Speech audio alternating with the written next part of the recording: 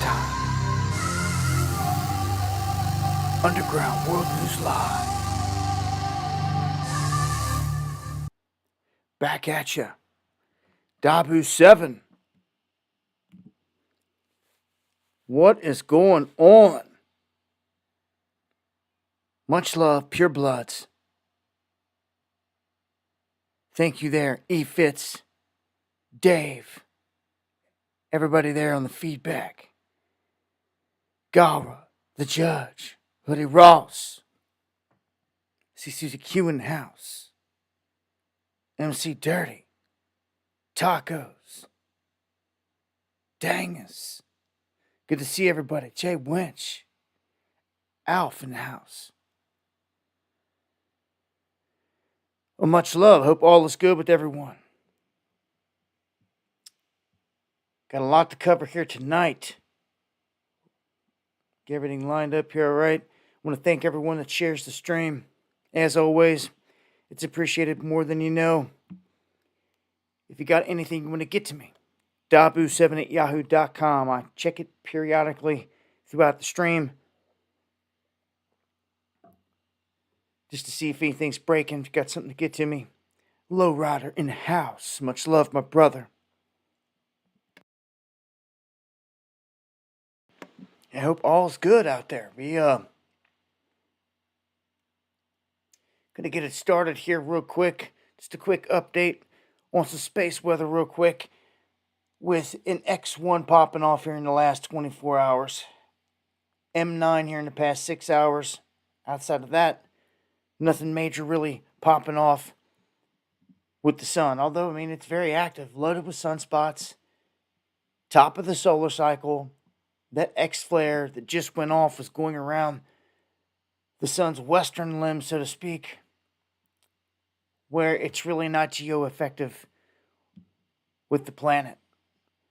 So we'll just have to wait and see if any of these other sunspots start to harbor any energy to kick out X flares. And there was some speculation going around out there about some photos, some images that had debris from Mars. Of course, you know, we're lied to so much about this stuff that you got to take a lot of it with a grain of salt. But I believe we can get technologies out to certain distances. Obviously, they're faking the whole thing with the moon. Doesn't bode well for them. It's pretty obvious when you look back at it now. But it seems that like there's stuff going on with the moon at this point in time.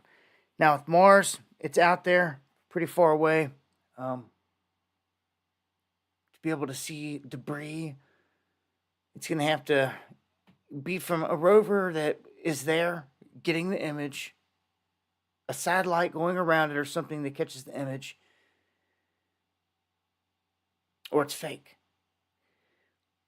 But this is kind of crazy because this has been picked up and spotted on several different occasions. So when you've got different groups, different people picking up certain things, it starts to lean toward, okay, maybe this is valid.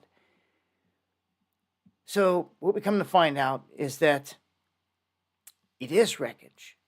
It is on Mars, for what they're saying. But it's ours. It's not alien. It's not from another world. It came off of one of our spacecraft. The bottom underhousing of it is what they're saying. I don't know. It's hard to even report on things like this because there's so many lies tied in and connected to these things. The only thing that I know to do is to focus in on the closest object to us, the moon, with our own instruments, so to speak, telescopes, and watch it. Watch everything. Watch these rocket launches, these SpaceX launches. All of them. Watch them go all the way up into space and follow it all the way to the moon. I don't think it's been done yet. It should be rather easy, to be honest with you. The right timing, the right launch, clear skies. The moon's rather big. If they're landing on the front side or anything like that, you should be able to watch the whole thing. If not, something's wrong. Right out the gate. If not, something is wrong. Okay? So I can't wait to get my hands on a good telescope in the future, because these are the first things I look to do is just that, to lock onto some of these objects, to track them, to watch them, and start to answer some of these things. Back when I used to watch the moon, used to hold my cell phone up to my little Galileo, we used to catch some crazy stuff.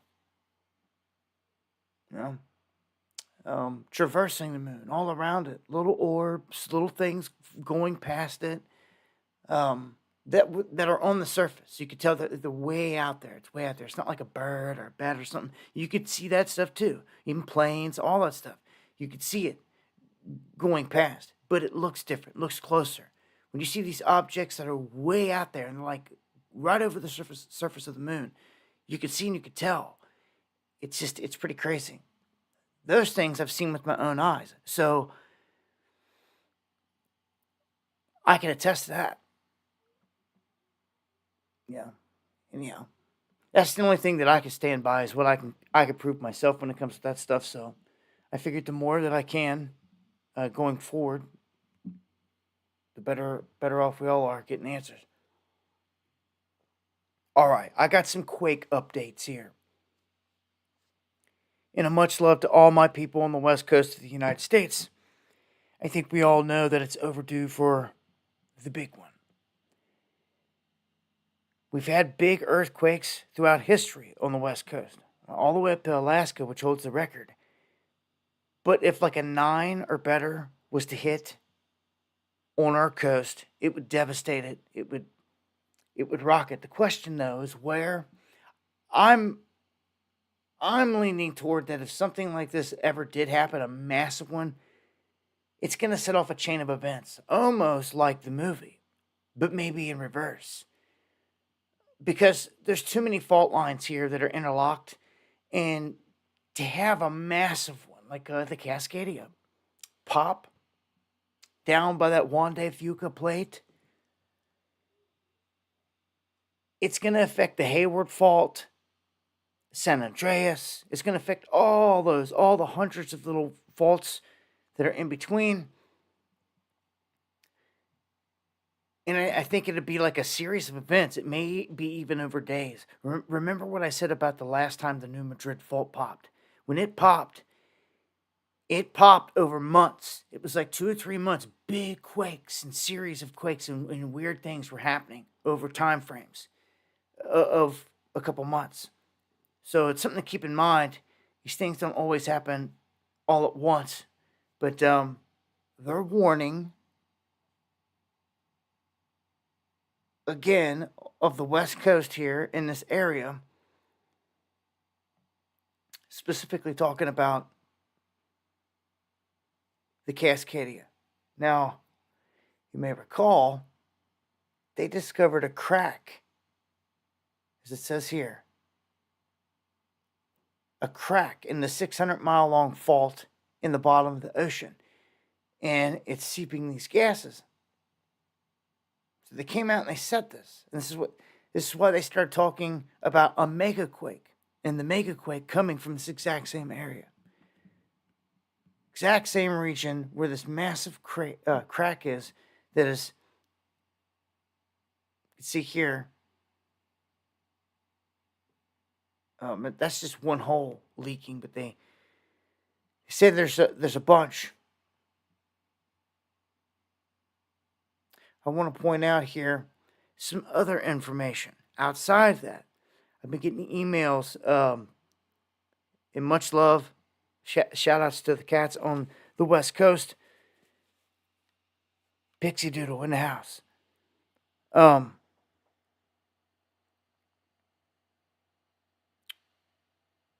One second.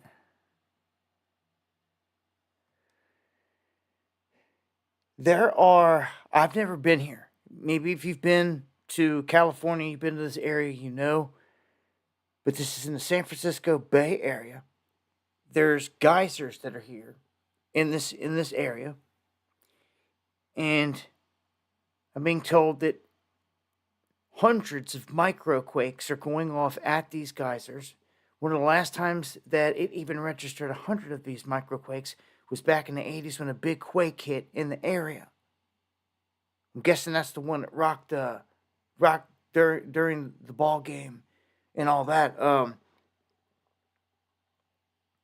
My boy Jesse, Live 1707, guy makes the beat at the beginning of the show. He's from this area. Vacaville, matter of fact, right there. When you see the cats out there yelling 707, this is what they talked about. You know, they got pros, different area codes. And the Hayward Fault runs right through here. So this is the other big warning. The Hayward Fault. This is one that can cause some chaos. It's not talked about a lot. You can see where the Cascadia comes down over here on this side, and it continues all the way down and dives in to California. In this area, San Francisco, man, susceptible to some big activity. The Hayward Fault sitting right here, cutting down through Berkeley, through Fremont, all the way down towards San Jose, and it ends before Morgan Hill. So literally, it runs from like south San Jose up to the North Bay. The Hayward Fault does. And, dude, it could rock this region. And a big enough quake here could set off the Cascadia, could set off the San Andreas, vice versa. This thing sits like right in the middle of them, the Hayward Fault. And I got people concerned about activity in the East Bay, in the East Bay earthquake. Just a heads up, if any of you guys live out there, let me know. All right, Giovanni. All my cats out there, man. Just a heads up, you know, because there are signs and there is activity popping off. And I know some of the smaller quake activity is normal in certain areas, but polka dot in the house. But when you're talking about these geysers specifically, and there being like a history of like when this happens, big quakes hit. Just saying. Just saying. Just wanted to point it out. And here's something else. Check this out. This is the information that was sent to me, that was connected to what was sent to me. This is not only about just fault activity. And guys, pay attention here. Okay, because this is what I consider like one of them weird things that when they happen, like something's going on. All right. When it comes to lost pets in California, around the whole of Los Angeles, there's like 60 pets missing. San Diego, there was like 25 pets missing. But when it comes to around the Bay, for whatever reason right now, as these people are tracking this, the East Bay has 536 lost pet ads. South Bay has 356. North Bay, 222. And they're raising the question like, why in the world is it like this? Why are pets like missing en masse around this area? They're tying it saying an East Bay quake is imminent. That the animals are scattering, they're bouncing, like they're running, like gone. I don't know, but that's crazy that the number would be that high. We were talking about looking at little weird things that happen in life. They could be the only sign that you're going to get. Sometimes you got to watch the signs, man. It's what we do around here. So, just saying. Migrants eating the pets for food. What the Tacos. Like, it's getting crazy, brother. Yeah, the Chinese have arrived. That's for sure. So let's take a quick look here. I'm gonna look at the earthquake map. Um, Caribbean 3.9, West Texas, Central Texas, little activity.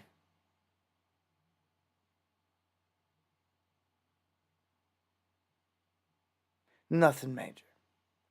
Of course, when things get quiet, that's when these things come along. It hit hard. Now, hold on a second.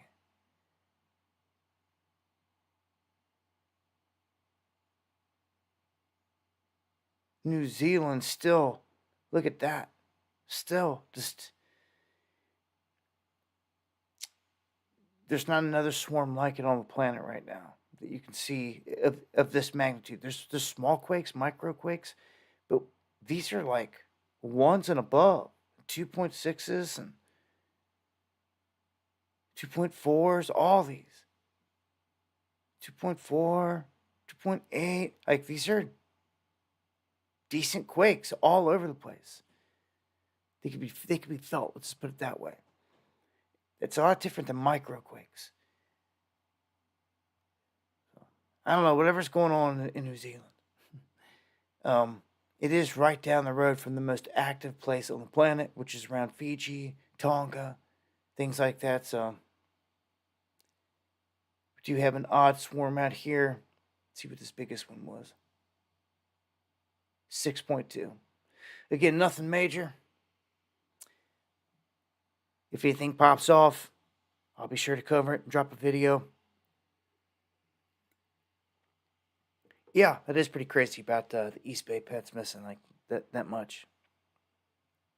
Shout outs to all the East Bay. Jeez. It takes me back. Maybe you've never heard of this. Maybe you have, but maybe you haven't. You ever heard of Earth Overshoot Day? Yeah, what is that? Well, it's apparently coming sooner and sooner. And they say that this year, on August 1st, this is going to mark Earth Overshoot Day.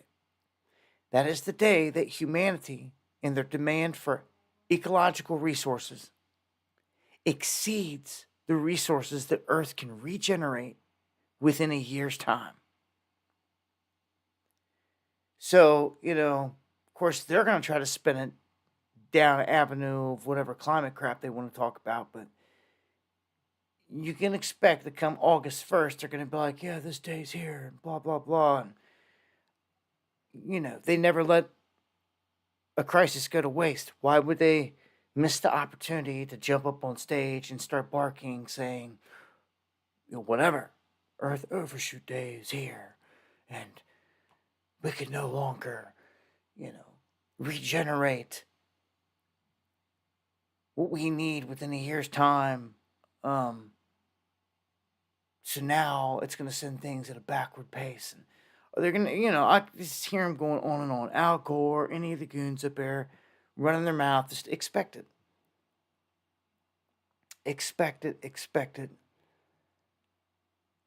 Like you expect Jesus to come back. Expect it. Like a thief in the night. Shout out to D. White. My brother, I'm sorry you're dealing with this. Big Lebowski in the house. I warned about this, man. And it seems like when I try to cover some of the most important survival things, it gets censored out here. Like it just doesn't algorithm like put the lid on it, doesn't promote it at all. And it's just like, dude, what the? Oh, you can see, they don't want people out here surviving these upcoming events.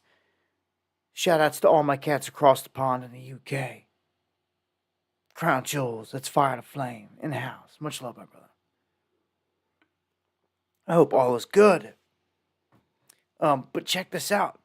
Water is life. Water is life. There's no other way around it. You can go weeks and weeks without food. You can fast, but you can only go, a handful of days without water before it starts to take its toll and then eventually take your life. So water is life. Fresh water is life. In my opinion, they're not doing their due diligence. They're not doing their duty in protecting humanity right now with their technology. They're like attacking us with it. We should have desalination plants everywhere, all around the planet, all over the place. Every coastline, turning salt water into fresh water 24 hours a day, around the clock, 365. There's no ifs, ands, or buts to it. It should be just a must, a given, and water freely flowing across this whole place, this whole planet, to everyone that needs it. That's what that devil's running the place, right? Another life, another world. But meanwhile, we're stuck here with devils running it. And what water resources we do have, they want to control. Remember, back when Obama was president, he put in the NDAA that they could take over all the land, all the resources, all the lakes, all the water in case of an emergency. Some can argue that when we went into lockdowns and all that, that was good enough reason right there. But they didn't need to make their move yet. Same with the Great Lakes, which have some crazy things connected to them. If they ever go to drain the Great Lakes or one of them starts to dry up, that's going to be some territory to go explore. For sure. You're going to find some ancient things. And I got some stories tonight we're going to touch on a little bit connected to ancient sites. But look, there's no other way around it. The government is doing this. They're attacking the people in Idaho. They've just passed a law that says that 20,000 acres worth of water is to be diverted. And this is a huge thing. I'm going to play a clip here because I think that the farmers say it best. I'm going to let these guys tell you what's going on here. It's like a 2-minute clip. Blow it up here. Turn it up. And I feel these guys' pain. I want you to realize where we're at. Listen to what these guys are saying here. Today I wanted to talk about what's going on in Idaho, because some of you have probably heard about this, but the state of Idaho has put a water curtailment order, which is basically a water shutoff order on literally 500,000 acres of farmland. That's a lot of potatoes. A lot of these farmers, this impacts about 6,400 water users, but a lot of these farmers that are farming this land have already invested thousands of acres, thousands of dollars per acre to grow potatoes. Good morning, everyone. My name's Trevor Belknap. I operate a family farm, a 5th-generation family farm in the Snake River Valley of eastern Idaho. And I just wanted to visit with you for a minute about the impacts of the water curtailment order that's been issued by Director Weaver from the Idaho Department of Water Resources. The situation in which we find ourselves is about as bad as it gets.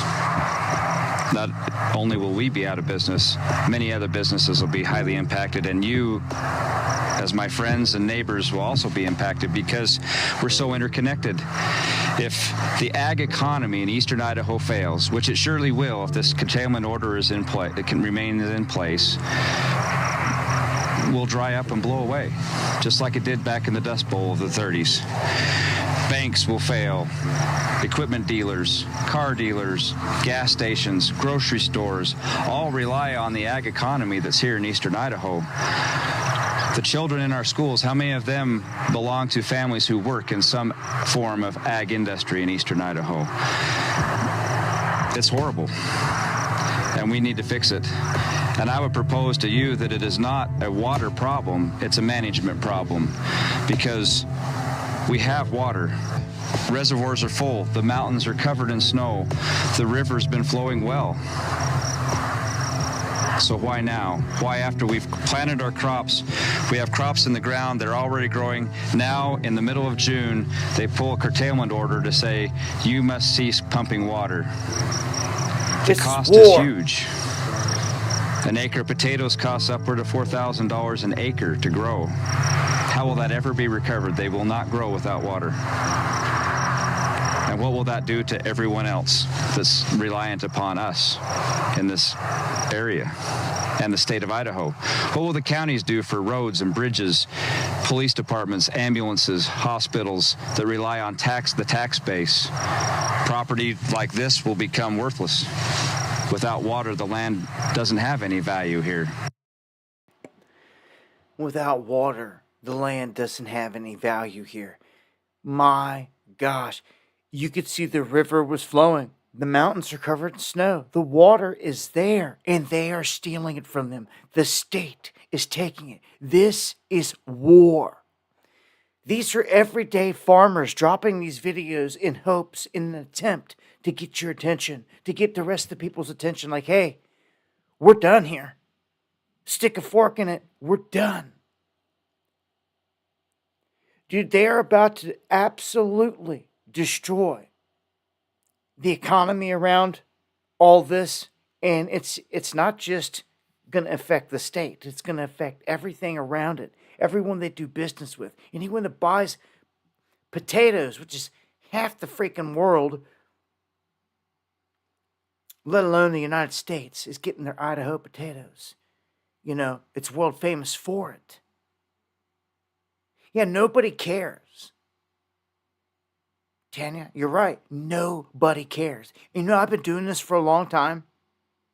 And that's what I'm really, that's what I really am starting to, that's my takeaway from it. Nobody cares about anything. Not, you know, you guys out there get it. But dude, we're less than a 0.25%. Like, we are a true remnant. Versus the millions of people out there that they refuse to let us reach and tap into because they censor so freaking bad.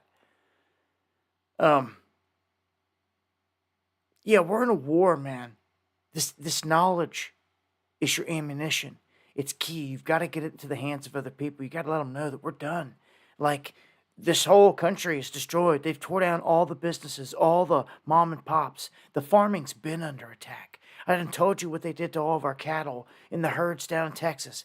It's still being attacked, and I'm going to talk more on that here in a minute in terms of where this is all going. Now you're looking out west. The water's there. The government is doing this. Why would they do this in the middle of June, right after they've got crops in the ground? Why would they do this? This is a war. I feel these people's pain. I feel their pain. I feel their pain. I feel their pain. This is why I keep telling you, you've got to get yourself situated into a state that cannot do this to you. You know, out west, there's a lot of states that have laws on the books in terms of water because of the drier conditions.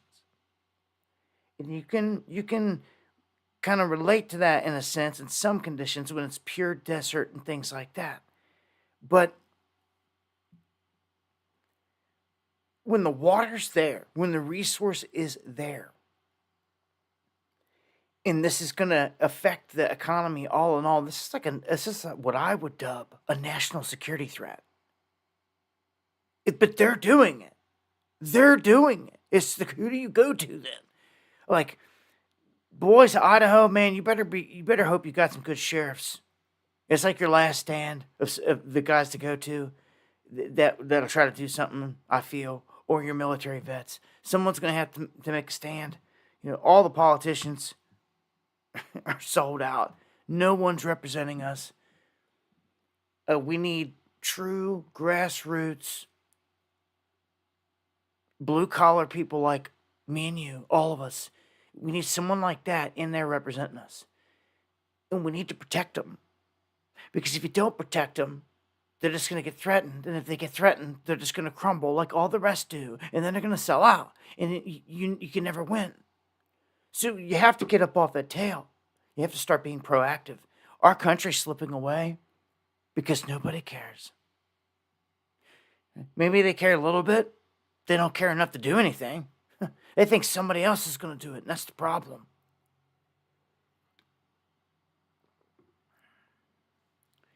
Everyone's just too scared, and it's ridiculous. Yeah, the CIA is everywhere. Who cares?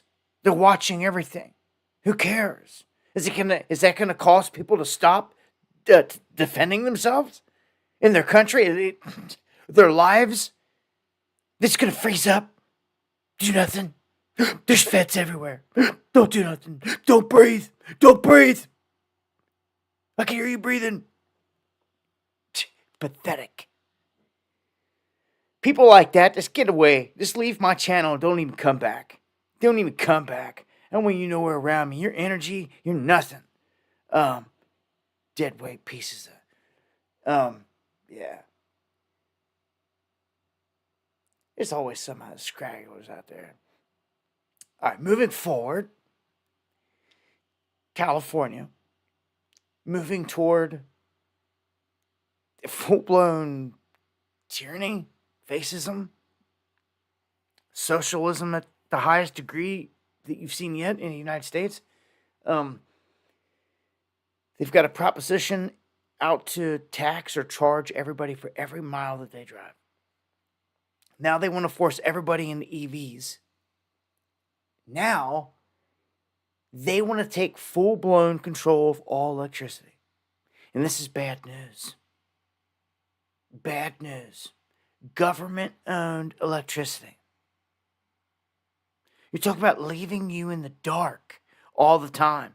Now, California was one of the first places that I've seen that rolled out the incentive of, hey, put solar panels on your roof. We're going to give you a discount. All this stuff pushed this big wave.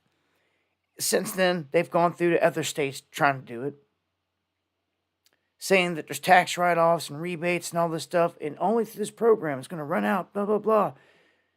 Well, they got all these people suckered in. All these people got solar panels put on their house, thinking, like any person would, that when rough times come, you won't be left in the dark, because that's the whole reason of doing it. But the people of California showed us all, no, they just got played by the government, because even the people that have solar panels on their house, they get put into blackouts, just like everybody else.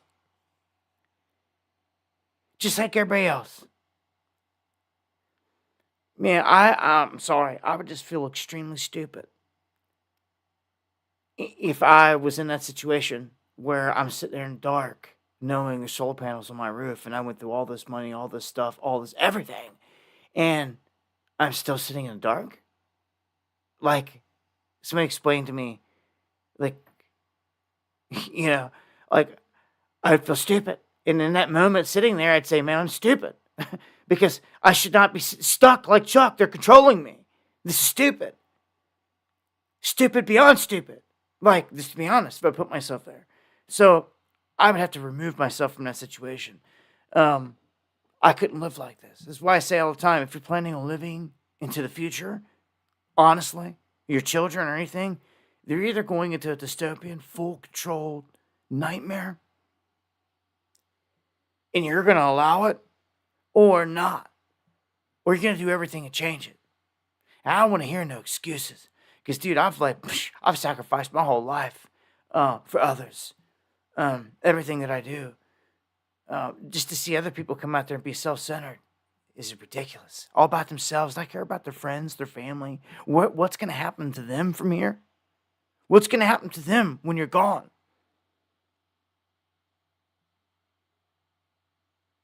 Yeah. So,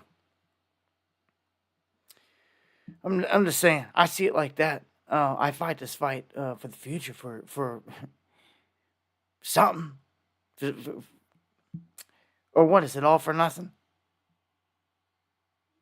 I refuse. I'm not just going to lay down and let them control me. And it begins with being in a place where you're freer to move, in my opinion. Nowhere is perfect. But man, in my survival type of manual mentality, it starts with these basic things here that you're going to have to survive off the land. You're going to have to capture your own water and clean it. And you're going to have to have your own septic set up. You're going to have energy generation, whether it's through a gasifier system or solar or something like that, or you're not going to have it. So anyone that wants it, you've taken the steps to get there. I know some of you guys out there really have. I know some of you guys out there just like sit there with your mouth shut, and you got some really nice setups, and that's great. I'm happy that some of you out there are set up good. Just remember, this comes down to a community thing from here. I really feel we're heading into a full-blown war in the offing. They didn't just bring all these migrants here for nothing. For family reunion. No, maybe for them, but not on no good terms with us. I'm telling you, all the Chinese that are here, all the stuff that's here, it's about to turn bad. Community's where it's at, and that's where I would start. Anything, or go somewhere and build your own community of like-minded individuals. That'd be the ideal situation. But man, I couldn't even. Again, I just told you I can't get past it. I couldn't live in California. I'd go nuts because I'm designed to try to utilize everything that I can and have to survive out here. And if I can't do it there, then I just couldn't exist there. I guess that's why I've never been there, and I'll probably never go there. It sucks because I loved California growing up. You used to dream of it. There's one place I was going, it was West Coast. I'm going to California. By the time I got old enough to go, and I was in this game, awakened, I didn't want to go. No, I didn't want to go. Just like I don't want to go into Illinois. Anytime I got to go anywhere, I got to go around Illinois. Because Illinois does not have reciprocity. They don't respect my right to carry in the United States, which is garbage. It's garbage. They can shove it then. You want me to come into your trap state? That's how I see it. You're a trap state. That's all you are. You don't respect my right? The hell with you then. So I always go down and around them. Even if I gotta go all the way down and around and all the way back up to Wisconsin, wherever, Minnesota, whatever it is. It's commie, man. Some of these territories, man, we're hitting there. Civil war. By design. Remember, California's done stop state travel. State paid for travel to other states like Texas and Florida. Probably like my state. They won't allow it. That's like the beginning of a war, dude. Meanwhile, in California, they're telling you everything's going to be good. And they just fired 10,000 people at McDonald's alone. It's 10,000 people from McDonald's all across Cali. Thanks to this $20 minimum wage. So, some are saying, well, that didn't work too good, did it? No. It ain't good, man. I got more clips of California I'm going to share here in a bit. But overall, fast food,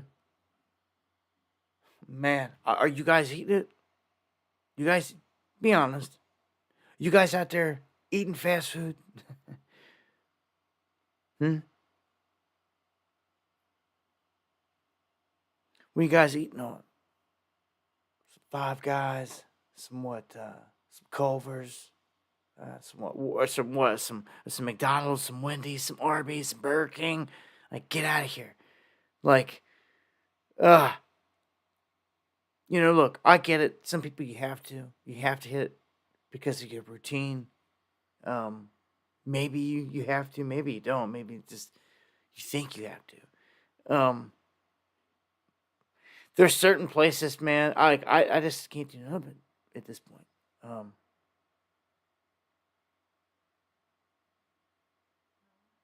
I don't know. It's just so hard to trust so much of it out there, man. I'm sitting there looking at everybody's answers in the chat. But we'll look at the prices. The prices have gone through the roof. McDonald's, worse than anybody, jacking everybody. Look, inflation has gone up 31% since 2014. 31% overall. That's the numbers where it's at. So McDonald's decides to take their prices up 100%. So more than anyone, McDonald's has outpaced them. Then you've got Popeyes and Taco Bell not far behind. But yeah, getting greedy. All right, man. Let me dive into some of this bird flu crap. You guys out there eating your Chick-fil-A. But seriously, you might want to think about this. Play Chick-fil-A, any of these places. But where I'm going with this, I put out a video trying to warn about this. If you missed it, this is the situation. Okay? When it comes to the bird flu and it comes to everything that's happening with it, you may not realize this, but our government came out and told the whole industry, the USDA, just this last month, end of May, USDA informed farmers that lactating dairy cattle are not eligible for interstate transportation. You can't move them. You can't ship them. You can't go nowhere. And it's a problem because in many places, sometimes they take some of the newborns down to specific places and they raise them on some farms till they get to a certain age, and then they send them back up to a farm to finish out their adult life and things like that, to be milkers and all that stuff. But this has completely stifled it. Because the USDA, this is just like them coming in Idaho and for no reason doing away with the water. This is about control. This is war, okay? So this is what they've done. They've snarled the whole supply chain. It's exactly what the title says. So milk, you can expect, is going to go up. Creep. And just wait till the full-blown headlines of bird flu hit. My goodness gracious. Can you imagine? I mean, just sit there and think about it. Play it out for a second in your mind. As soon as they really put this thing into high gear, which you know is on the table, it's a card to be played. So come on, get prepared for it. Okay? Just like the madness, people trying to rush and get toilet paper. You just imagine when milk is going through the roof and then you can't even get it. You can't even get it. Just imagine the chaos that happened. Because it's infected with the bird flu. Yeah. Then all of a sudden, the chicken meat goes through the roof. Eggs go through the roof. Okay? It's connected to the cows, obviously, full blown at this point. So the dairy cows have it. It's connected to your milk. And then, what else are they saying right here? What? And this is the big one. Let me see here. They said that most of the cows, there's 80 herds in 10 states that are infected, and that they're just going in and killing a percentage of their cows. They're saying at this point, everything is stopped. It's like freezing up. Trying to see what it says here. It's slowed down the movement of cattle. All right, here's the big thing. Huh. If it jumps to beef cow, one major concern is whether the virus jumps from dairy to beef cows. I'm like, are you kidding me? Are you kidding me? Like, dude, that's like a given. Right? That's a given. It's done went from chickens to cows to humans. And pff, you, you're like, one huge concern is that it could jump to the beef. Get out. Like, it's about to happen. And dude, when they play this card, it's game over. Guess who's sitting there, as I said in my video, sitting there salivating on the sidelines? All Bill Gates. Goes right into their hands. Uncommon. Thank you for that super chat there. Can you imagine this? When this happens? It's about to, unfortunately. Oh my gosh, all these things are about to unfold. When meat goes through the roof.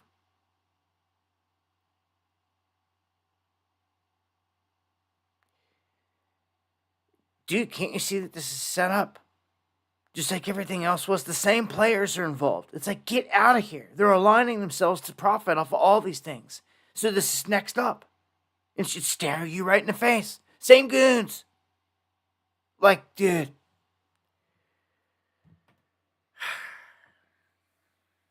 So it's about to happen. It's already begun, you ask me. We're sitting at a point to where they're like, oh, I don't know if it's going to jump from the dairy cow to the other cow. We're just going to have to wait and see. It's like, get out of here. Like, dude, I'm walking away. Like, dude, get ready. Like, everybody get ready. These fools are about to do it. Soon as they announce that the beef cows have it, it's done. You gotta understand, the dairy cows is different because they were saying all the milk's fine because the process of pasteurization was killing off the disease. That's the only reason our milk supply right now is per se safe. Okay? It jumps to the meat, get out. Done. They're slaughtering all these cattle all over the place when this happens. Dude, it's game over when this happens. It's game over. It's game over. Price of cattle going to go through the roof. It's going to explode. It's already at an all-time high. Our beef cattle levels are at levels that haven't been seen since 1951. That's how bad a shape we're in. All by design. And they're about to put it on us. I'm telling you. They're about to put it on us. We're entering the greatest depression. All by design. The great taking, mind you, they're going to steal everyone's 401ks because no one's listening. Okay, let's move on. Colorado. The weed industry. If you've got a state that is dealing or passing laws having to do with medical marijuana or anything like that, you might want to see what happened here with Colorado because their industry is in free fall.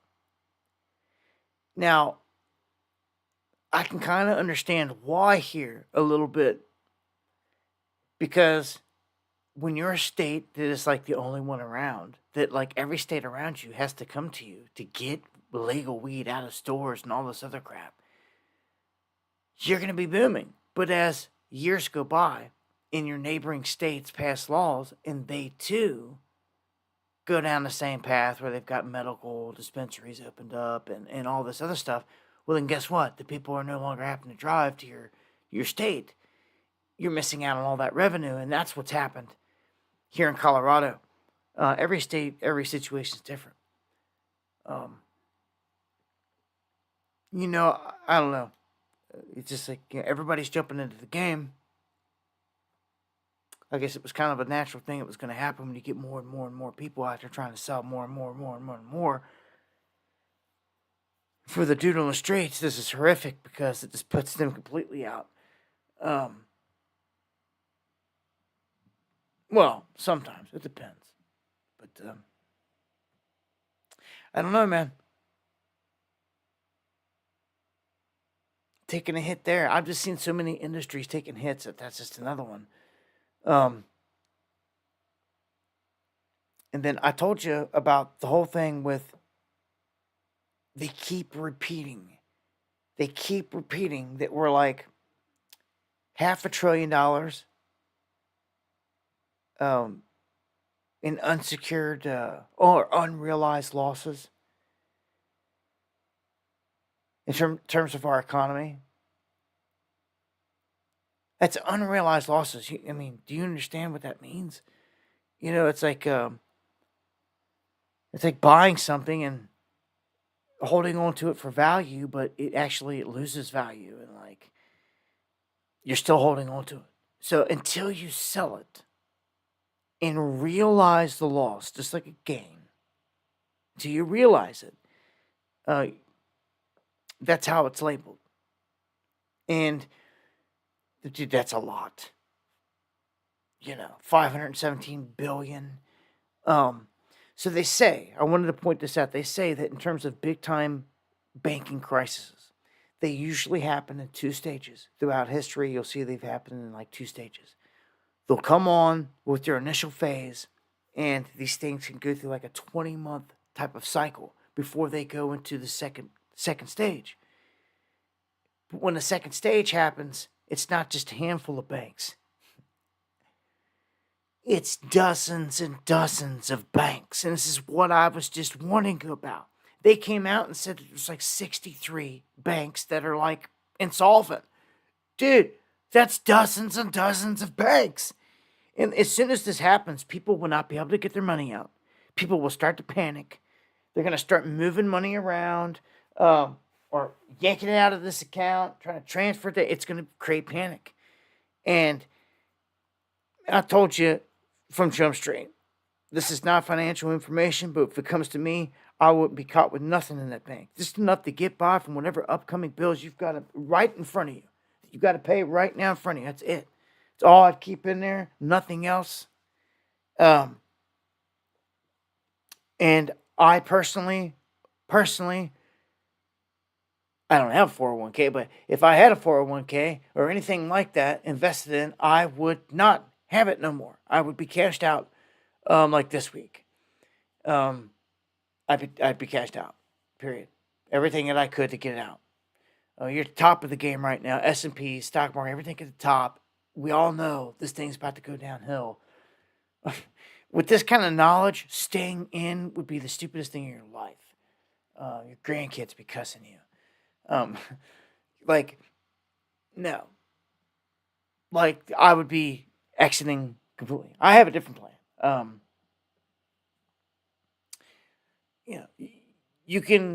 There's different ways you can plan for your retirement or for the end, how to write this whole thing out. Okay, but for me, everybody's different out there.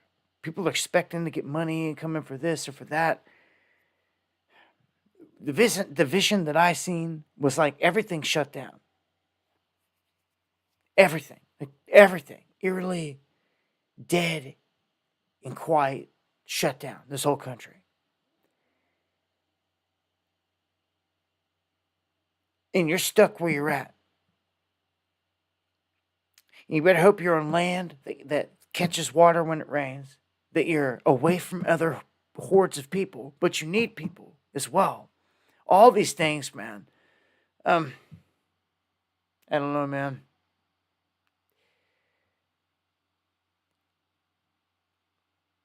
I foresee this happening very soon, unfortunately. I mean, this election on the table is everything.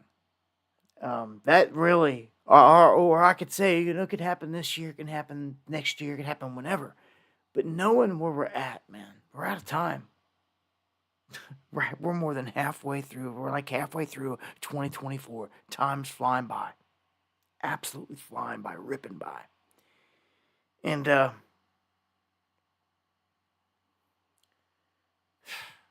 don't know, man. I feel like this thing's about to come down for real.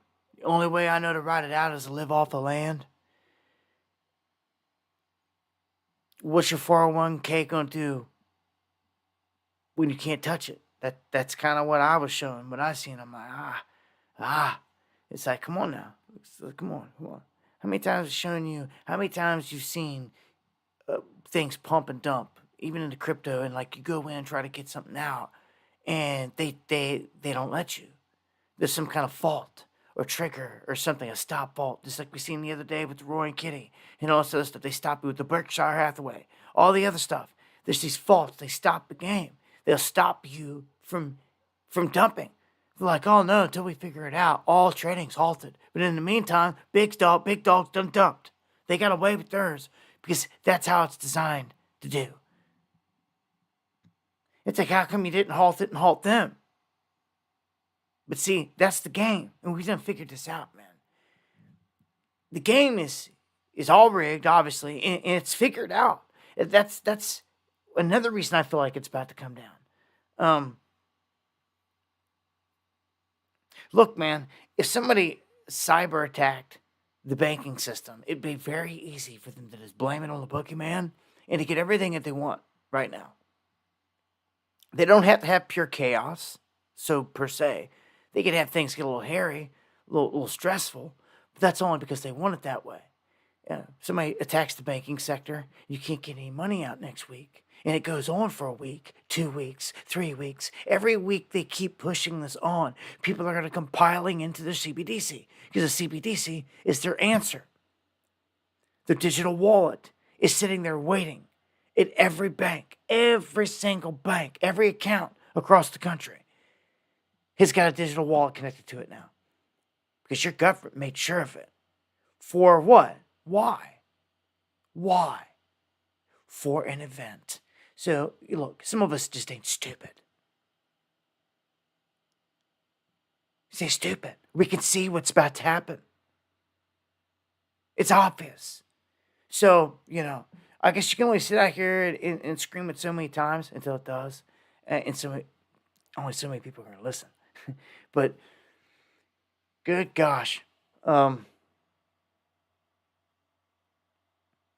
Gold is something that I would have in my arsenal. I've been telling you for a long time. Gold, silver. These two key things I'd have for bartering out there. But if the people around you don't want gold or anything to do with gold, doesn't do them any good, you're kind of up a creek without a paddle. You need to make sure that your community, your neighbors are going to be trading. That's what I'd be worried about. I'd be finding out, like, what do you lack? And if you got a neighbor that's got it, what do they want? And I'd be finding a way to get what they want. That's going to be your bartering mechanism. Straight up. They want carrots, I'd be finding carrots. You know what I'm saying? Just saying. Because that's what's going to come down to. I'd become a carrot-growing fool. But that's what I'm talking about. It's going to come down to survival things. In many instances, some people are going to look past these precious metals like, I know it's gold and silver, but I can't do nothing with it. That's what they're going to say. Some of them are going to say that. They will.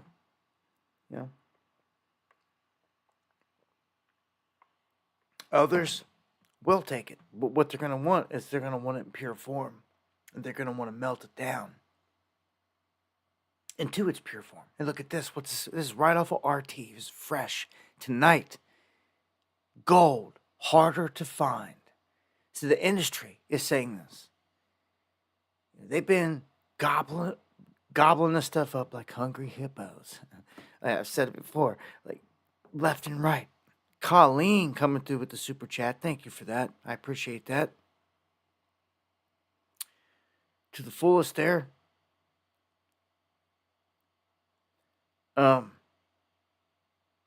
This whole planet is set up to be evil, so I put my faith in a higher power coming and leveling this place, separating the wheat and the tare, some stuff that was prophesized and written, burning this place down as prophesized, so the whole place is going to go.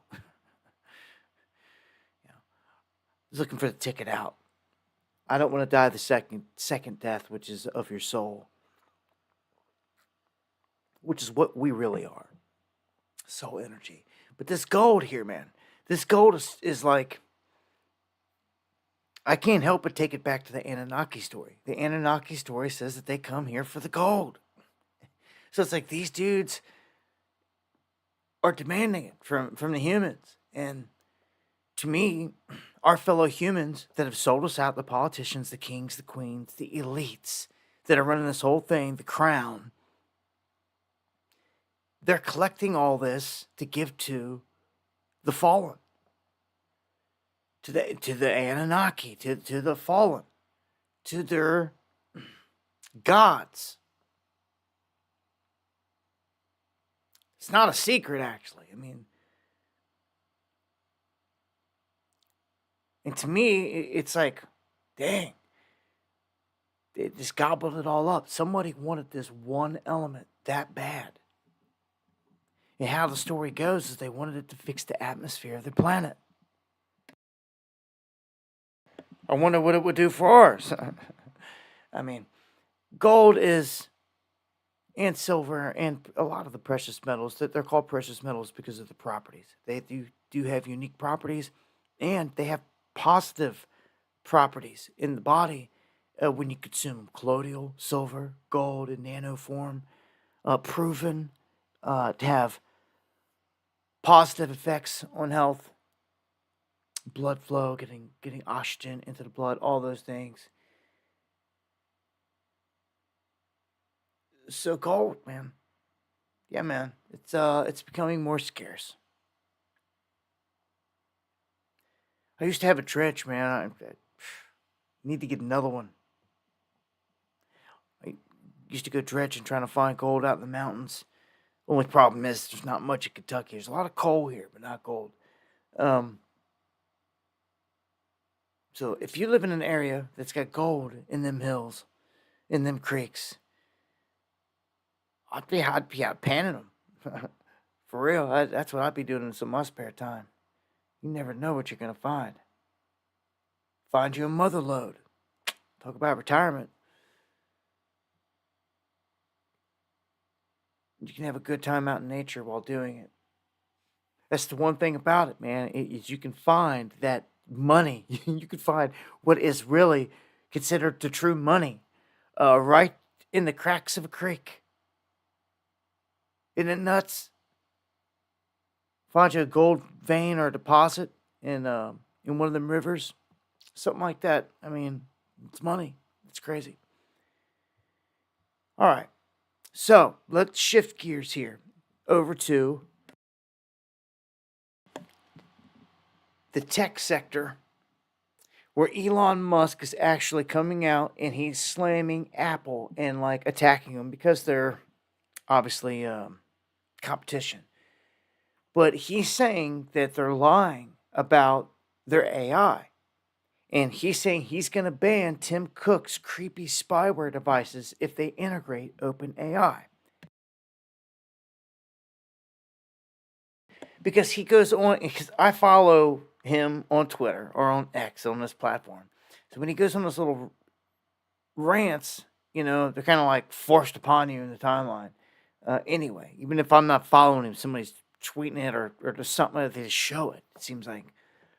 So I see like everything that he's sitting here engaging with. But he's got a couple good points here, but I got to raise a question. What are you doing with your AI then, Elon? I mean, there's really no rules here. That's why everybody freaked out and said, no, we got to push this AI thing back 6 months because, as he's saying here, he says, so you can never turn this stuff off. You can never stop it once you create it, is what he start to say.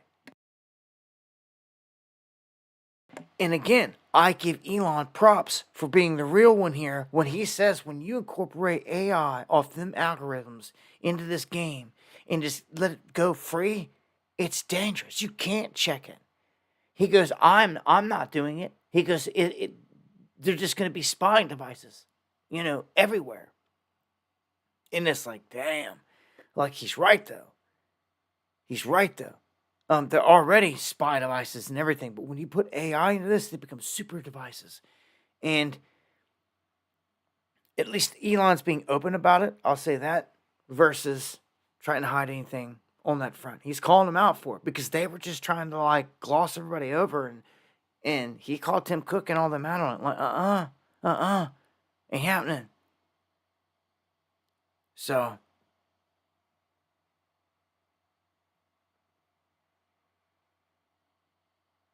all right. So, let me keep it pushing here. Oh, 10:10. We're past top of the hour. Thank you for the Ninja Guinea, Jay Winch. He said, happy birthday, cat. But Heat in the house. Hoodie Ross. Let me go ahead and load up a chest there real quick for you guys before I forget. I've been forgetting at the end of the show. I want to make sure I get one opened for you guys over there real quick. Shout outs to Beard Vet and Company.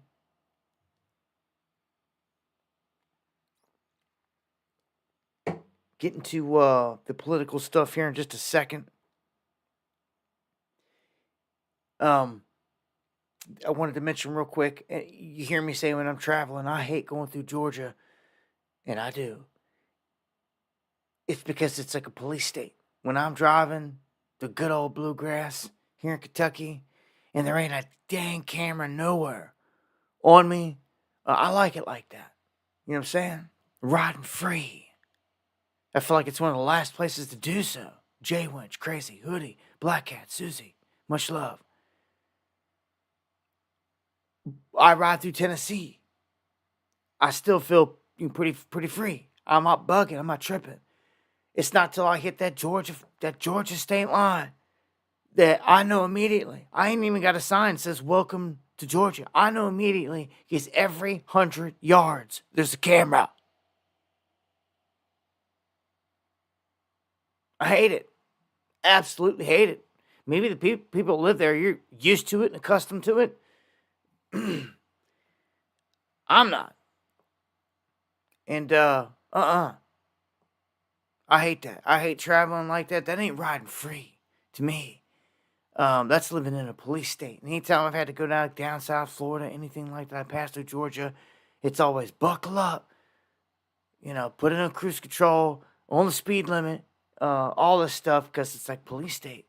Well, looky here. Atlanta getting busted for issuing hundreds of thousands of dollars worth of tickets improperly. I'm telling you, it's because it's everywhere there. So, I mean, there's corruption everywhere. So when you get to that level, I don't trust none of it. It's garbage. We took a trip out west years ago, out to Four Corners, and I got a ticket it's off some. They tried to say it was some camera that was hidden in a bush up in South Dakota somewhere. I'm like, what? Hidden in a bush? Like y'all, like prove it to me. I had to go through all this crap, but craziness. Let me turn that down. Mock in the house, mad love. Yeah, man. Much love to Mock out there. Daily Mock. Solid one right there. Man, he sent me some music he made off Suno. This AI creation of music, man. He was whipping up some. I still ain't listened to them all, bro. That first one I sent to some of the cats in the crew. They was like, oh, damn. Hoodie was like, that's all right, though. You know what I'm saying? Like, it's. Heck yeah. So I was like, all right. So yeah, man, that's cool. But much love. Thank you for the coffee. Thank you, Jay Winch, out there. And Invisible Human, I see you. Much love. Yeah, unfortunately this next one isn't great news. Homicide rates in our country have exploded, unfortunately, ever since 2012. When you look at the numbers, some of the worst places hit here are number 1, Mississippi. This may shock some people. It's up 100%. And it's followed by Louisiana, up 64%. Alabama, 71%. So look, those three areas you may not even have thought of, but yes, Mississippi, Louisiana, Alabama, all right there next to each other in the heart of the country, have seen homicide go through the roof. On this chart. Now, that is per how they've got this set up on the chart. The percentage gains get even crazier in other places. So, like, for instance, the number has dropped in Jersey. It's gone back negative 20%, which is huge. But Hawaii, it's up 100%. It's pretty crazy. Montana, up 125%. South Dakota, funny, I just mentioned it. It's number one. It's the highest in the country, 188%. Eon. Hey, man, always appreciate the coffees. Thank you for the support. Thank you for the coffees. Thank you for the support. Appreciate it more than you know. As always, much love. Be safe out there. Everybody be safe out there in your travels. I just wanted to point this out, man, because it's a big numbers, man, and big increases there for a lot of places. New Mexico up 120%.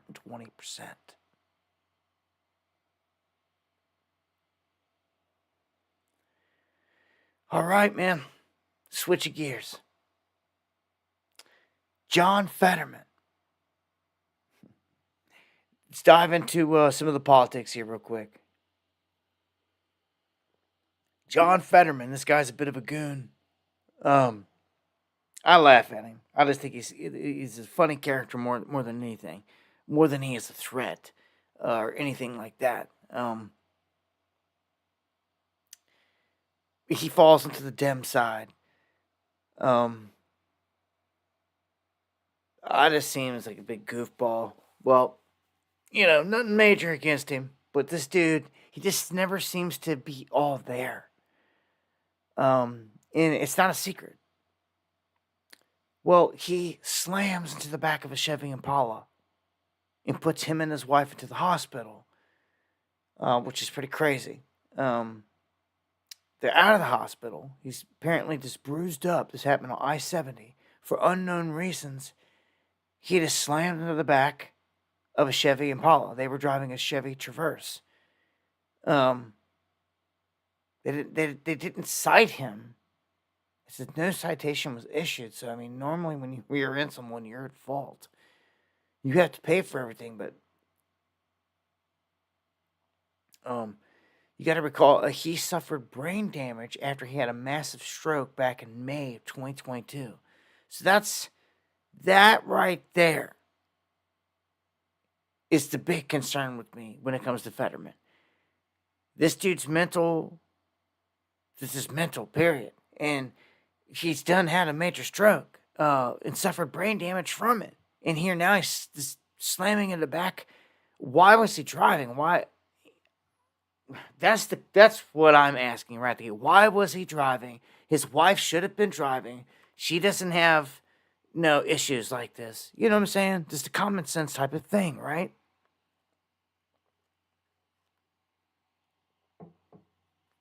I mean, yeah, anyhow, I'm just saying. Keep it pushing. After the Trump verdict here, guilty and all charges, swing state polls show how it's kind of impacting the decisions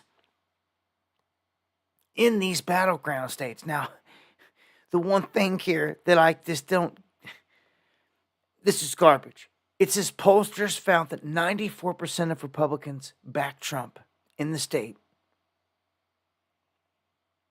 When it comes to Georgia,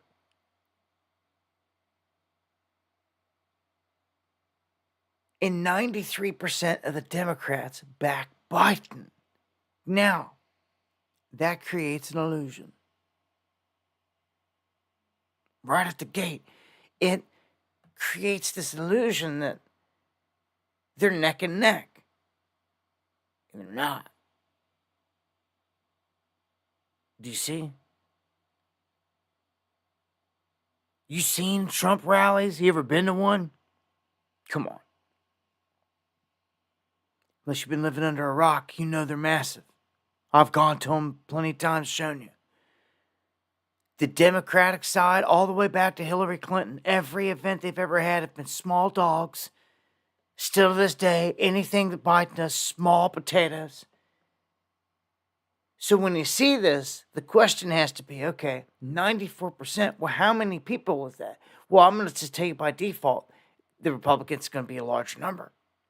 Because when you tell me 93% of the Democrats in Georgia back Biden, well, that could be 10 people. There could be 10 Democrats there. And yes, you're right. You know, like 9 out of 10 of them support him or some crap. We don't know. It could be 10 people. Not thousands, much less a record number of voters. Get out of here. Man, I just don't see how people are expecting different results on this next election. Nothing's changed. Nothing has changed. Criminals are not in jail. Nothing huge has happened. Nothing has changed. And you're expecting different results. That is called insanity. The definition of it. Insane. Literally. Okay, on to another poll. Over here to Mossad agent Bannon. And yes, if you like Bannon and you've ignored the fact that he's connected and tied to the Mossad, then you're just fooling yourself. We don't lie around here. We don't cover things up and we don't ignore things. And the connections, it's no secret Trump's got his connections to Israel and all that other stuff. Well, so too does Bannon. And there's certain reasons this man's been pulled out of prison and dodging bullets left and right, even though he's supposed to go back in and serve this little sentence coming up, but nothing is ever what it seems.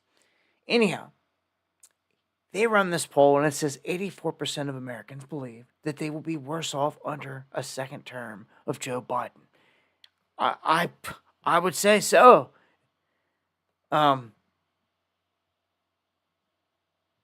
Yeah, I feel the same way.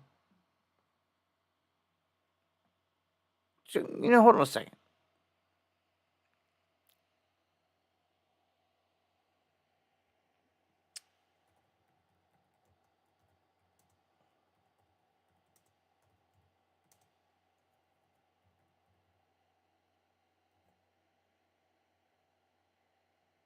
All right. I just dropped the poll in the chat. There we go. You guys can see it. I just dropped it. It says, will we be better off under Joe Biden? And I'm going to let it run. On the YouTube chat, look up on the screen. This is right there. Better off under Joe again is what I put. It says yes and no. It's a poll. It's sitting right there. I guess it's pinned. You should be able to see it. So everybody knows. Get your vote in. Get your vote in. We'll check back in on it in a minute.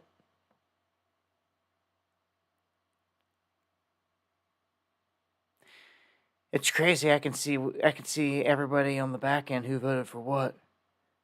So all you people put yes, I know who you are.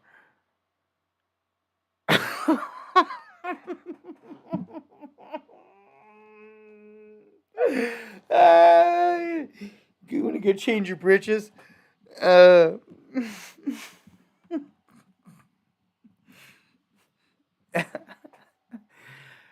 gotta throw something back at the troll sometimes. All right, yeah, I'll check back in on that here in a minute on those percentages. Yeah, Yeah, FJB, you know it. So, yeah, we got our own poll running. Anyhow. All right, so Martin Armstrong's back. This dude did some time for his own corruption, if you guys don't know. But he's got an interesting take on things. He does know some things. He's connected to some circles. And he raises some really good questions in terms of this whole thing. And what he brings up is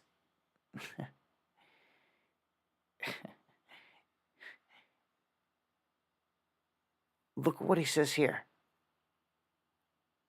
At the Democratic Convention, you listen to this. At the Democratic Convention, they are about to draft someone else. And that person is most likely going to be Hillary. It's what this dude says. I don't know. I don't know if that's the case. She is on the table. She always has been. She's definitely on the table. But we all know Big Mike is at the forefront. Gavin Newsom at the forefront of this. So he knows some things here and got some connections. And we all see that Joe's is falling apart. So he's talking about he's hinting at the whole dark horse theme. I've told you this before. It's where I think it's going. I think they enter a dark horse. And what's crazy is if Trump's in prison or any of this craziness, extreme, the RNC would have to draft a pick too. Could you imagine if the RNC and the DNC both draft picked here in the next month or two brand new people out of nowhere and vice president? Oh my gosh. You talk about madness, but the stage is set for it. It's actually set for it to happen. So, we'll see what happens to this craziness around Trump of him having to go in on the 11th days before the RNC and all this stuff. We'll see. I mentioned how there was talk about there's potential mistrial because one of the jurors was talking to a family member and then he put it on social media and it's all out there. Well, that's cause for a mistrial. It sure is. And even the judge acknowledged it. So I don't even know. It's not even a question for Trump's lawyers. It's like, come on, that's a given. The judge even said it. He even brought it up.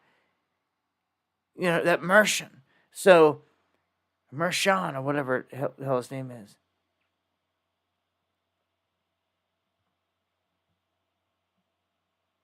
Yeah, I think it's going to be Big Mike, man. It may be. Man, I saw some AI stuff earlier. Oh my gosh. If this was Friday night and I was on Rumble right now, this is the downfall of YouTube. There's some things I can't obviously show over here. And if I'm telling you, this next time I'm over on Rumble, I've got something saved that you guys are going to die. It was somebody took this dude on the beach and they put Mike's face on it. And oh my gosh, dude. It is... Maybe some of you saw it somewhere. Where I seen it, it was posted by a meme account, and they deleted it. And I still had it up on my screen, so I was able to screen capture it. It was kind of risque for, I guess, the meme account, but it was so hilarious. So I got that coming for us, an exclusive over on Rumble here next time we're over there. Yeah. All right, I'm going to keep it pushing here with around the world and some of this military news here. We have another plane that's gone down and went missing. A military plane carrying Malawi's vice president goes missing. Off radar. They've released a statement. Authorities unable to make contact with the aircraft after it went off radar. So it's like, what is really going on here? We're going to look here at a radar here in just a bit. Matter of fact, we're just going to, it's next. And then got it right here. Let's just go. Off the east coast of the United States. We have a situation going on here. You were looking at a United States Poseidon. This is a Boeing P-8 Poseidon. This is the aircraft they send down with all the instruments to track other stuff, other military submarines. And that's what they think is over here. They think that they are tracking a submarine. It's not just the United States. Canada sent down its P-3, which is similar to the Poseidon here. And it is on the radar on the ads exchange here.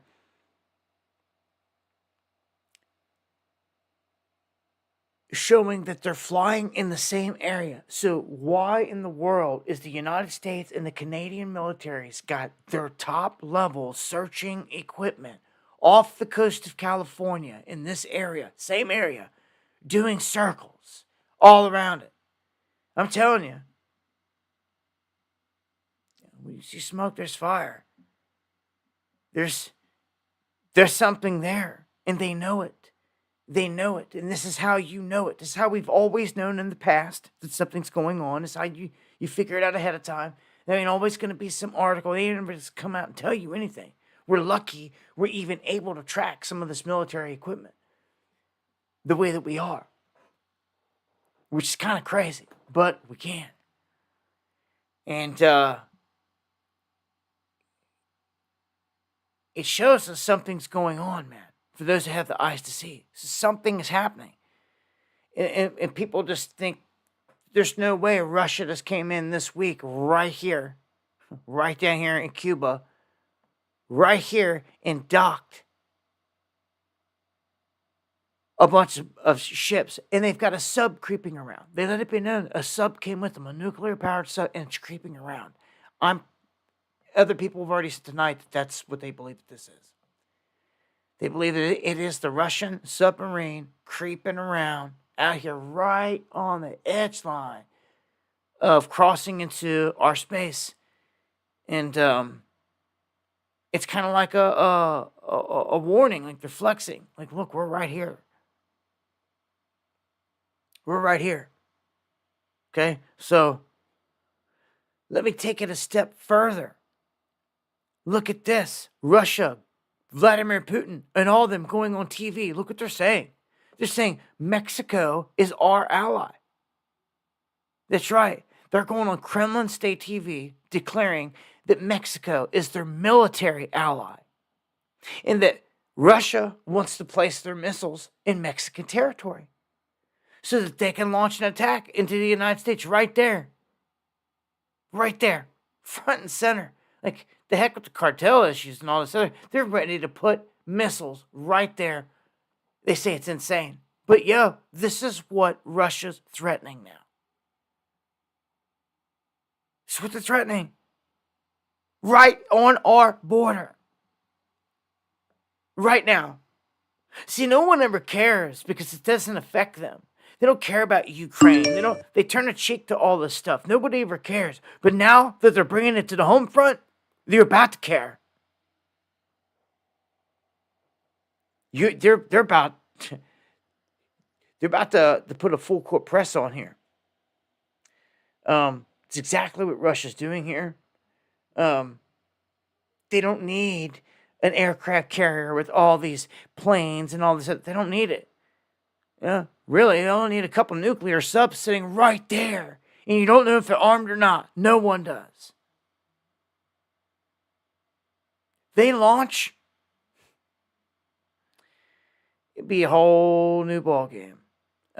So, if we hit like Moscow real hard, or Ukraine did,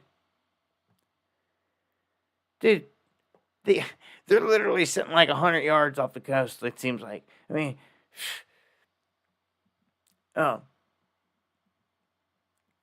this is just nuts. Sand Dollar, thank you for the 3 coffees. Says, Dear Dabu, when is the next conference? I've been saving for the past year for the next one. Hey, you and me both. Look, man, I got rocked. I got demonetized. I got all these things happen to me. Attacked. They tried to eliminate me from the game, just put it that way. I'm still here. And I'm trying to recover from all that. So it's been rough. Real rough. I was planning to do Vegas, like by now. Ain't happening.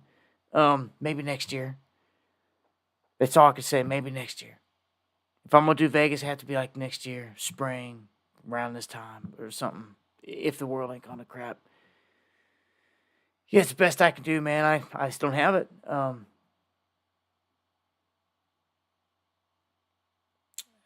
Unfortunately, it sucks. Yeah, but is what it is. I mean, if things change, we'll change it up. But I don't even think I'm gonna be able to cover DNC RNC, which is like crushing me because that's what I love to do. That's what I do, and I ain't even had the funds to do it. Like, just being real, it's crazy. It's been that madness. I'm gonna go back and check on this poll. I'm actually gonna end it. All right, 92% said no. It's pretty clear. For you guys out there, 8% yes. So mass majority do not want to live underneath of a Joe Biden regime again. I mean, there you go. It speaks volumes, speaks for itself. You guys, let it be known. So I just wanted to let it be known that Russia is saying Mexico is their military ally, and that's next. Like, dude, if that happens, I mean, they just look at the leader they just elected down there. The world is a stage, man. We'll see. Meantime, Russia has opened up a new front, a new war front in Ukraine, in the northern area, in the Sumy Oblast. Yeah, they're Chechen special forces going in with Wagner involved in this offensive. So this is a whole another region now where they're breaking through, and it looks like this town is their target, and they've moved in on it. And Russia is going to continue these advancements in these areas, left and right, until some kind of agreement is made. They said that they're down for making some kind of agreement, but whenever the agreement is made, the agreement, whenever, for whatever, they're keeping every inch of where they're at. There is no retreating. So every little town they take, every little move they make, that's new Russia. That's what Russia has stated, and that's what they're doing. We didn't do this for nothing. Like, that's our territory now. Just like they took Crimea. They're taking over all Kherson. They're taking all over the eastern region down there, the Oblast. It's all of it. So, Russia, man, Ukraine, this whole thing, I feel like tactical nukes are going to be used at some point. Ukraine claims the first ever fighter jet strike on Russian territory. So first evers. So we're blasting deeper and deeper into Russia, getting closer to Moscow. We done took out their over-the-horizon radar units. Are you kidding me? You don't think that we can't be touched? Russia's sitting right there off our coast right now. As I speak, there's a sub creeping out in the waters. I just showed you. Everyone's sleeping on this. Act like we can't be touched. You better wake up. What if they tsunami bomb the East Coast? Anything. They can do anything at this point. We wipe out and take out their sub. Whoa, one little sub they lost. And it can cause massive devastation. They ain't going to stop it. They can't stop them from doing it.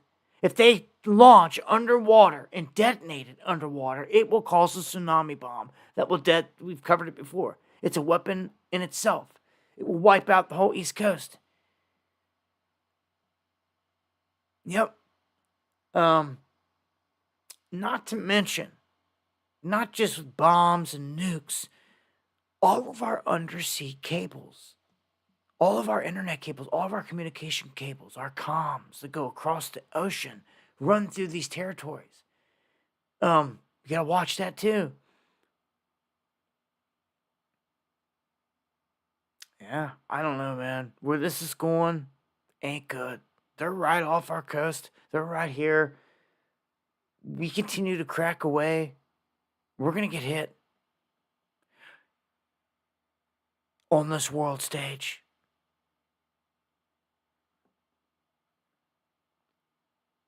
Yeah, because that's what it is.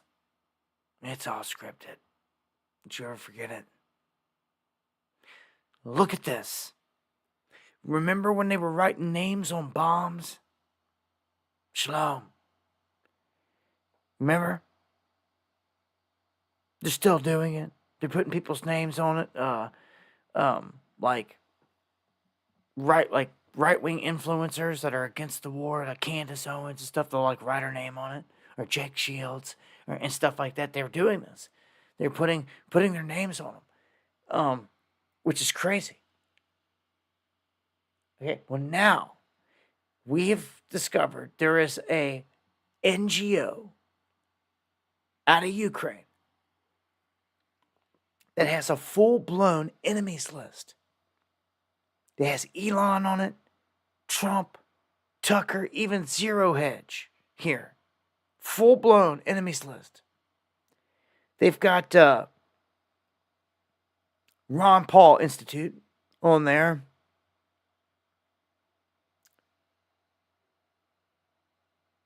Who else they've got? They've got Breitbart News, The Gray Zone, InfoWars, Anti-War.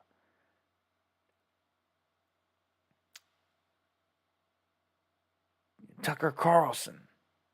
We know some of these dudes are they're playing their part for the right side. Let's just put it that way. Andrew Napolitano. Alex Jones. Perfect example. You see what's happening there. There's definitely a full-scale war going on to try to dismantle people around this Trump thing, or because of election time. Sending people back into jail. So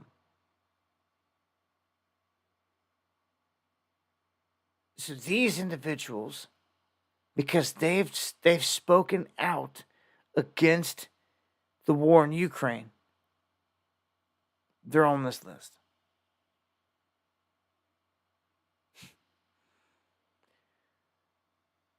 So I cannot stand Lindsey Graham, along with a lot of the other politicians. But he speaks truth here when he does not sugarcoat it, and he says, we have got to control Ukraine. Ukraine is literally a gold mine. They are probably the richest country in all of Europe. It's what he says, flat out.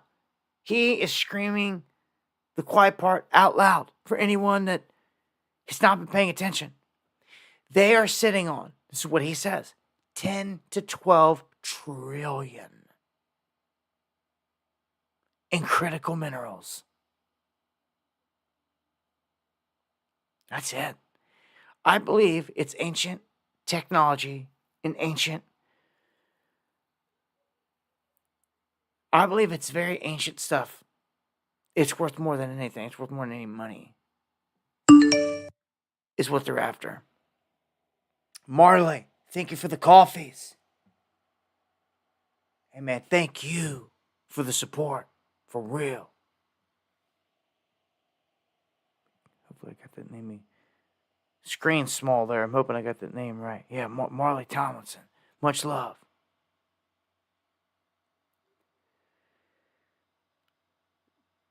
What I've discovered about Ukraine and doing my research in history work on it is it's tied into, this is of the most ancient places on the planet. When you go down to the Caucasus Mountains and then tie down into Turkey and all this, these are the places we call them today, but this is all one big area that people roamed ancient times. I mean, that's where they found the Temple of Zeus in Turkey. You know, all these ancient things, Göbekli Tepe, which I come to find out tonight that all work is being stopped at Göbekli Tepe because guess who took over and is calling the shots there at Göbekli Tepe? the oldest site on the planet. The World Economic Forum. Klaus Schwab and his goons have gotten control since 2018, 2019 of control of those sites. And there's about 200 of these massive pillars coming out of the ground at Göbekli Tepe that they've shown us. Matter of fact,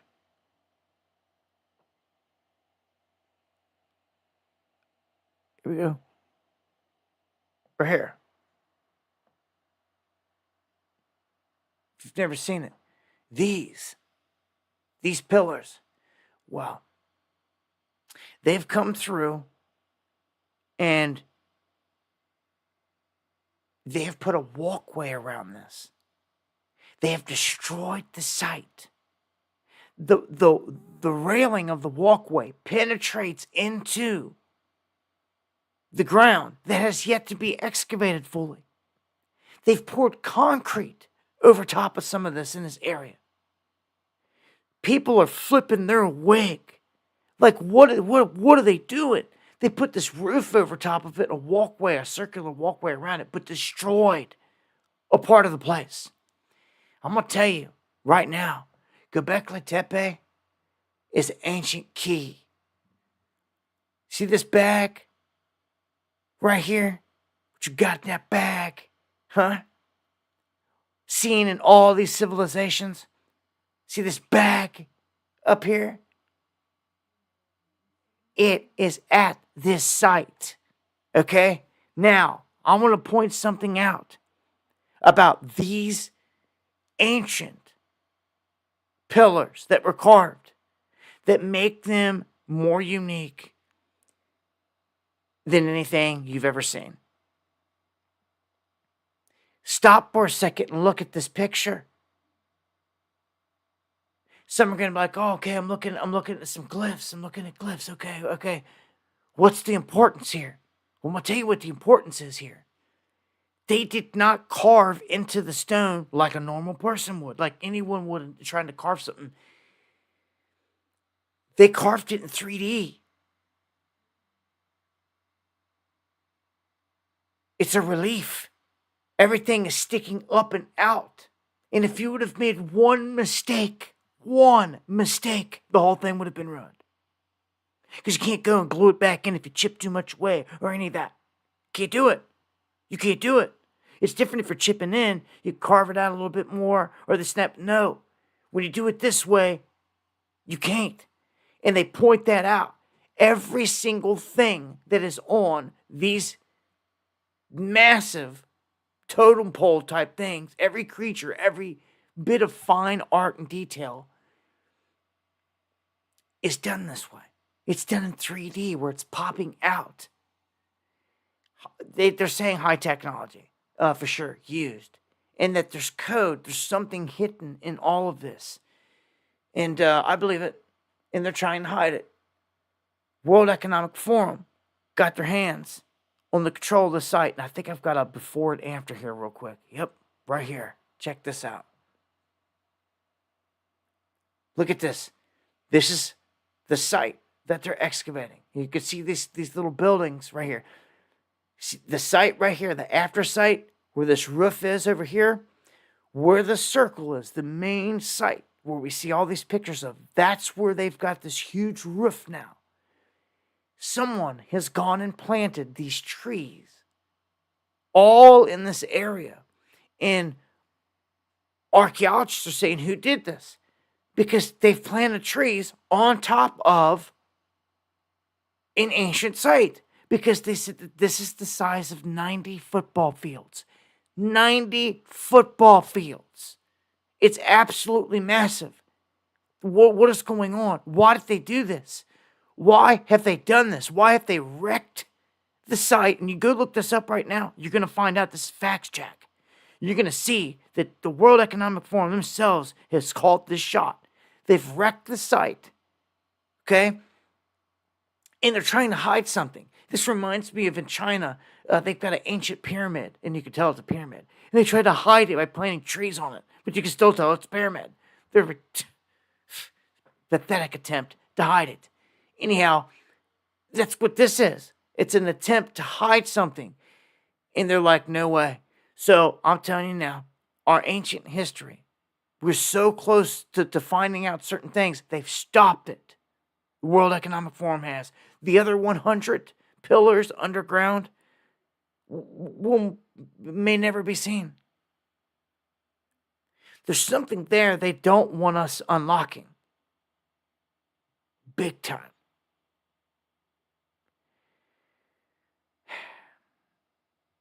Yeah. Just thought you should know. When it comes to these ancient places, they're key to me out here on this planet. And I think that is the key to Ukraine, to be honest with you. Because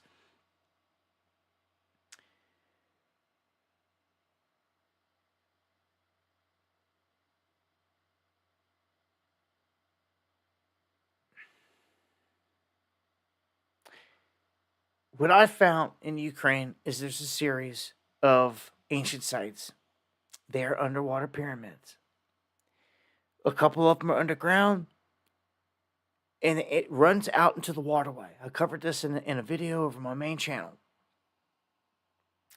There are people that have been to these locations, and the one they're not like massive, but it's a series of them.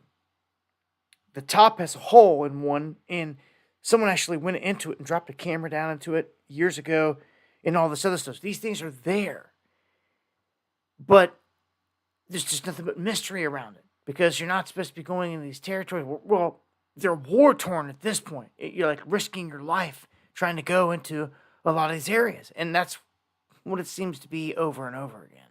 These ancient places you don't ever want to step foot into, like Syria or Iraq, because you're just going to get blown away. But that's where ancient history is. Same is said with Ukraine, and look what they're doing. You go there, you're going to get blown away. Crimea is key. Russia knows it.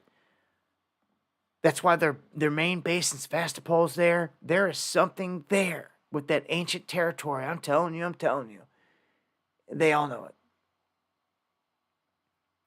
All right, so winding this down, I want to get some updates on the border here real quick.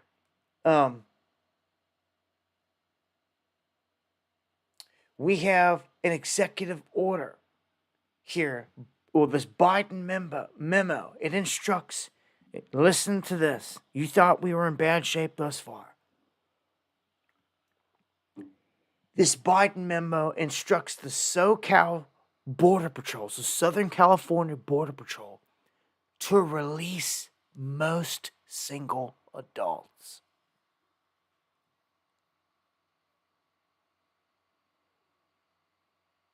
Again, it screams treason. Screams it.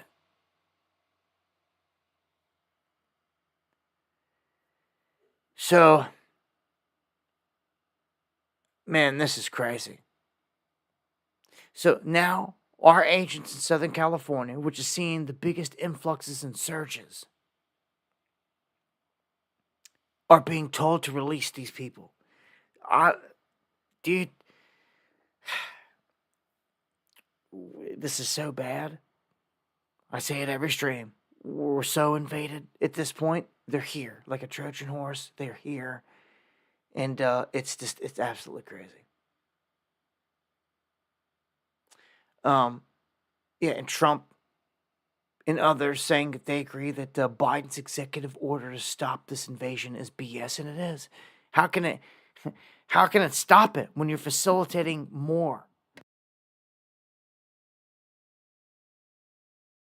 As I just showed you, in Southern California, they are being ordered to release them. Most the single adults. Can you believe this? I mean, as we speak. Look, there's something called the law of the land, and then there's something called the land of the sea, of maritime admiralty. It's a whole different set of laws and rules of which most of the masses around us are not even aware of. But it is the law of the water. It is the law that this whole corporation called the United States is built upon. And it's a whole nother world that exists parallel to ours that most people are oblivious of. Anyhow, out there on the water, the Coast Guard intercepts over 300 migrants. But guess what? They never made it here. They never made it here. They didn't get brought into the coast and then released to Border Patrol, then released into the country and all that garbage. No, they didn't. They were taken back home. Shipped back. They were taken back to Haiti, the Bahamas, all these places they come from. When they're caught on the land of the water, in the open seas, the rules are different. And this, dude, I could go on for another hour down this whole talk of that. This has to do with every aspect of your life, how it's all a ruse and set up an illusion. But this is a perfect example of how it's separated. Because as soon as they get to dry land, the law changes here. When it's on the water, in the seas, there's a whole different rule base on this planet, which most people are oblivious to. And as you can see, it operates different. And there's proof of it. Yeah, maritime law. Yeah, the maritime law. Okay, so where are they going in the country? I thought this would be a good one to show before we ended the stream. Where are they going? Where are they going? Well, let's take a good look.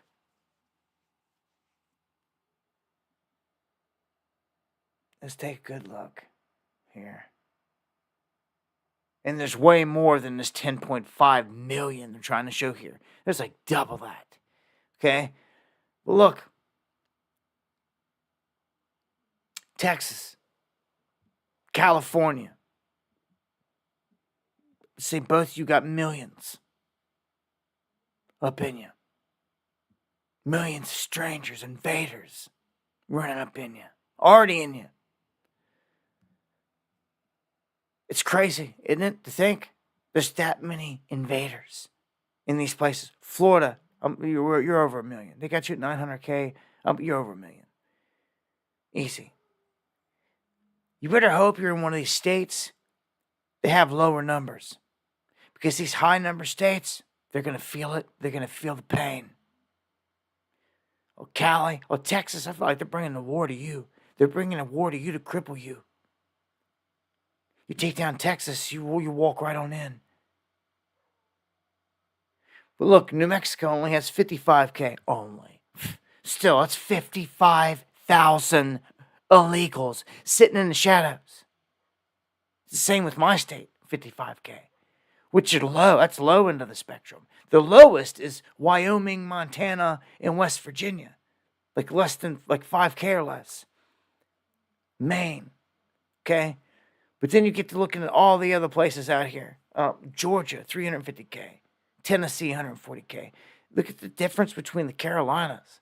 What's going on here? Like, one's got 325K, the other one's got 95K. So they're loading them up in North Carolina. Yeah, I reported on that before. Look at the stronghold of Illinois, as I told you before. 400K. I'm going to tell you, they probably got a millionaire easy. Because these numbers are so lowballed. And we know it. It's nuts. Up in Minnesota, they've been packing them in. Michigan, 120. Colorado, 160. Nevada, 190. Arizona, 250K. So, I mean, the difference between New Mexico and Arizona is huge there. Just wanted to show you, man, this is like kind of where they're piling into. If you wanted to kind of get a broader sense of where the larger numbers are going. Funny, they can show us these numbers, but we don't have anyone like, oh, they're staying in this building. That's what we need. We need to know where they're at, where they're being housed, who's paying for, who's shipping them there, license plates. We need it all, man. That's what we need right now, big time. Tracking this. We need a whole network of people that care. We need to create it and just do it. If you're out there in these areas, we need to do this, man. Like somebody asked me earlier, when's the next conference? Like, well, when we're at the conference, like this is the stuff I'm gonna be talking about in the flesh. I want people that want to do things in the flesh and make things happen. Like, we gotta be the change we seek, or it ain't coming. No help's coming. No one's coming to save us and fight this fight. No one's fighting these invaders for us. No one. It's on us. So, I guess that brings us to a close here. Another one here. It's 11 o'clock, top of the hour. I do thank you guys for joining me once again for another one. I look to keep this going. Same way here, Monday, Wednesday, Friday. Be back here Wednesday, God willing. If it ain't all popped off by then, I'm still breathing. And yeah, man.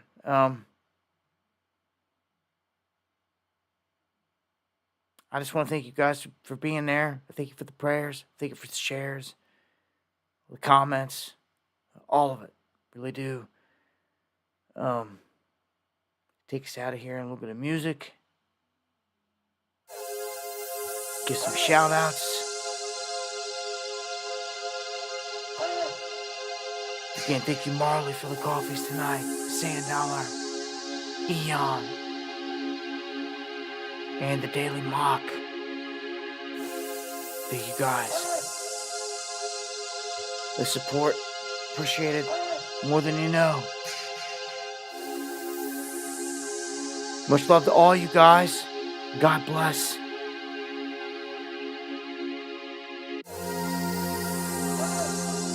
Hope to see you on the next one.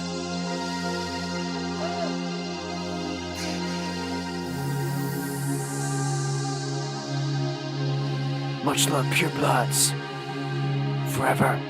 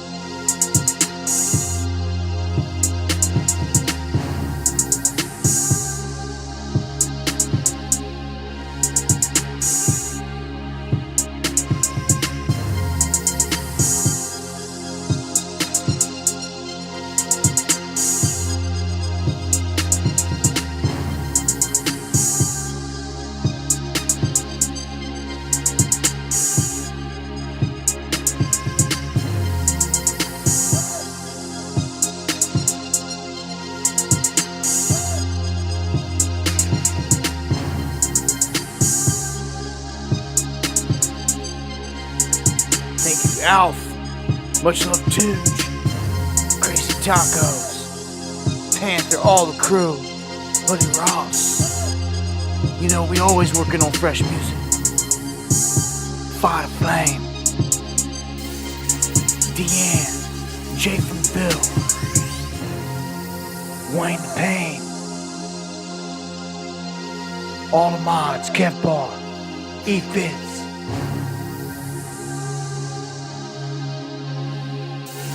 Andy Jones, much love.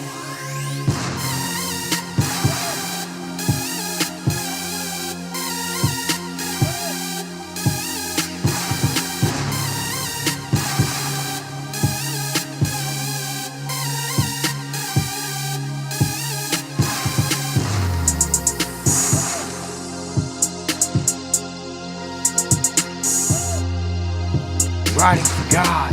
Much love.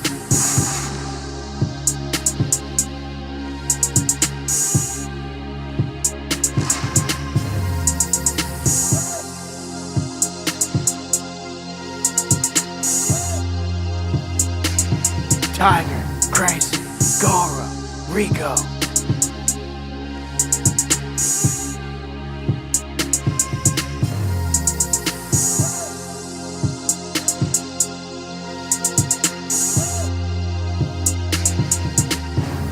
Dixie Doodle.